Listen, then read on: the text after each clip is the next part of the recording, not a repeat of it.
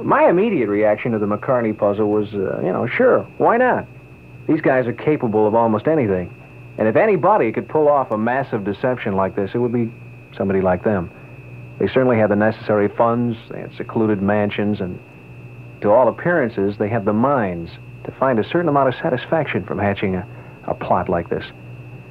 But then, after spending many hours, too many hours, sifting, sorting, and listening and arguing, and we did do some arguing, I felt that this surely could not be this thing that everybody felt, this feeling that McCartney was dead. I didn't feel that it could be, but I did feel that the mountains of evidence were far too great in volume alone to be just a series of coincidences.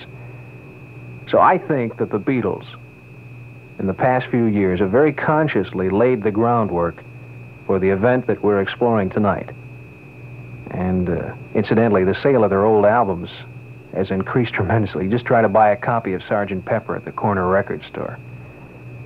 I honestly feel that right now they're laughing. I really do. I think they're laughing. But I think it's a pretty sick laugh. Or KB's Stan Roberts. My reaction to, is Paul McCartney dead? I don't think that Paul McCartney is dead, literally. I don't think that anybody, no matter how macabre their sense of humor would be, could possibly make a joke or put hints or lead up to disclosing someone's death this way. But on the other hand, I think there are just too many coincidences, too many clues in the albums to have it mean nothing at all. I think the Beatles are trying to tell us something. What it is, I don't know. If it means their old style of music is dead, if it means that his mind has gone blank for a while. What it does mean, I'm not sure of that. I think artistically, something is dead. But Paul McCartney, I'm pretty certain he is alive and well. The evidence clearly is circumstantial. How many doubts have we put to rest in your minds? In our own. The majority of the feeling with people outside of the Beatles and Apple organization is that McCartney is indeed alive and well. However, they all feel, almost to the man, that this mass of symbolic evidence does lead somewhere. They do not feel that it is, as Apple and the Beatles would have you believe, coincidental. They do feel that it is planned. They do feel that there is an end to this path. It leads to something traumatic that has occurred within this group, whether it be physical or spiritual or even artistically. At this point in time, it's difficult to say where the answer lies. There are many forks in the path and no road signs to go by.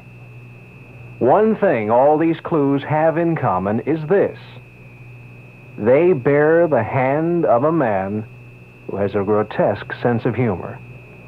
They bear the hand of a man who's capable of quick changes of action and motion and mind. They bear the hand of a man who has made a study of the cultures of death.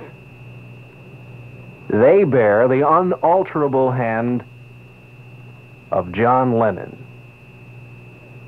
We know that Paul McCartney is alive and well. We know that John Lennon is alive. It's just a little story, that's all it is. You know, it's a short story. And then there's the dialogue from side one on the LP, Get Back.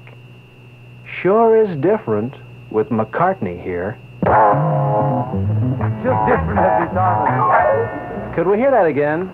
Sure is different with McCartney here. Just different every time. And maybe just one more once. Just different every time. So, there you have it.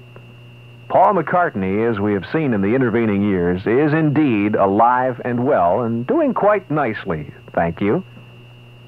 Don't forget the history of the Beatles. It starts November the 8th from 9 until 10 p.m. on WKBW radio. Now, this 13-hour special on the history of the Beatles will be heard exclusively on this station on WKBW starting November the 8th on the Jack Armstrong Show.